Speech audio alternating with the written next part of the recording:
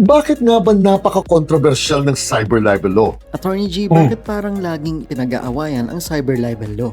Simple lang ito. Dahil una, pagdating sa cyber libel law, presume ka agad ang malice o malisya ninyo. Ang ibig lang sabihin nito, kapag nag-post ka ng akda o video na nakakasira sa reputasyon o pagkatao ng ibang tao, matik na ina-assume ka agad ng batas na malisyoso mong ginawa ito. Kaya ikaw na ngayon ang dapat magpatunay na walang malisya ang ginawa mong ito. Kaya halimbawa, kapag pinost mo ang pangalan o litrato ng isang taong hindi nagbayad ng utang sa'yo, ina-assume ka agad ng batas na gusto mo lang sirain ang reputasyon ng taong ito. At kailangan mo pa ngayon patunayan sa hukuman mismo na wala kang masamang intensyon at gusto mo lang makasingil sa taong ito. At napakahirap patunayan ng bagay na ito. At pagdating naman sa parusa, alam nyo ba na mas magaan pa ang parusa sa pagnanakaw kumpara sa paninira sa social media?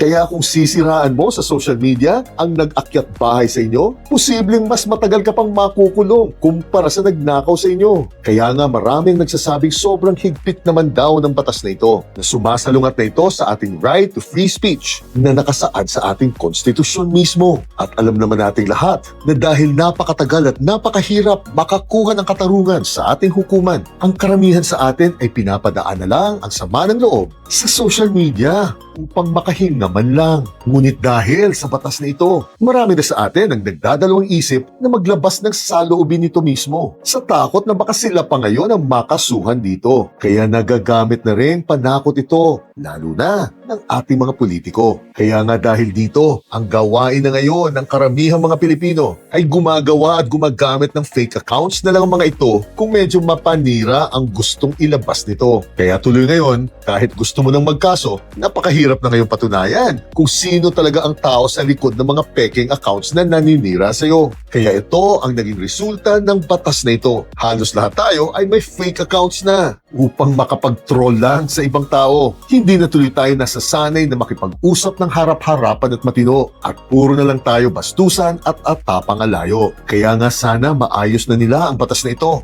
Babaan ang parusa, ngunit parusahan din ang gumagamit ng accounts na iba. At higit sa lahat, sana linawin nila ang tamang patakaran sa mga balitaktakan sa social media para malaya pa rin tayong namamahayag na hindi umaabot sa bastusan ng isa't isa. Jirian.